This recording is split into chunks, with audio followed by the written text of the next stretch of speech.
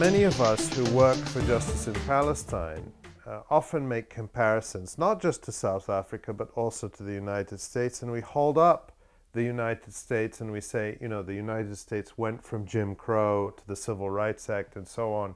I thought it was really important to recognize in this book and to explore myself the extent to which that promise has been betrayed in the United States.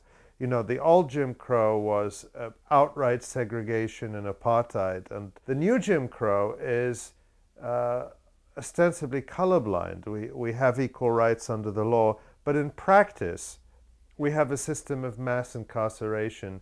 The United States imprisons more of its ethnic and racial minorities than any other country in the world, than any other country in history, which, even if they're not behind bars, limits their rights, takes away their voting rights, takes away the right to housing, makes it impossible to get a job, so that millions of people have been locked into a new racial caste system. In Palestine as well, there is that danger that we could move from this formal system of a Jewish state that discriminates against Palestinians to a new caste system. So we not only need to learn from that, but we need to struggle jointly.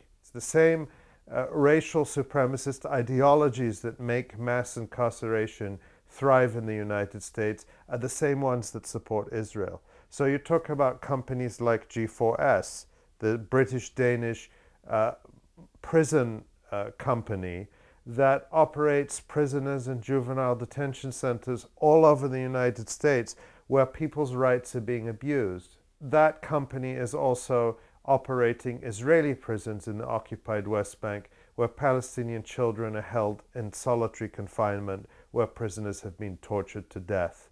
So Israel has really thrived as an exporter of security, incarceration, racial profiling technologies. The Israeli consulate in Chicago, for example, brings people over from Israel to lecture to US police chiefs.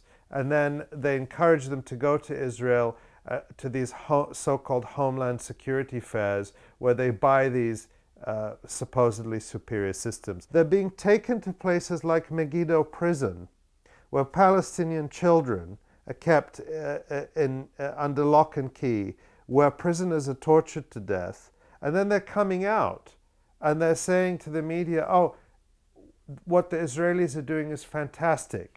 We're going to take these lessons back to LA, back to Chicago, back to Columbia, South Carolina. But what the Israeli connection allows them to do is to market policies that are actually targeting racial minorities and say, well, these are high-tech solutions that come from Israel, that come from the experts. So, in a sense, we're dealing with a common enemy.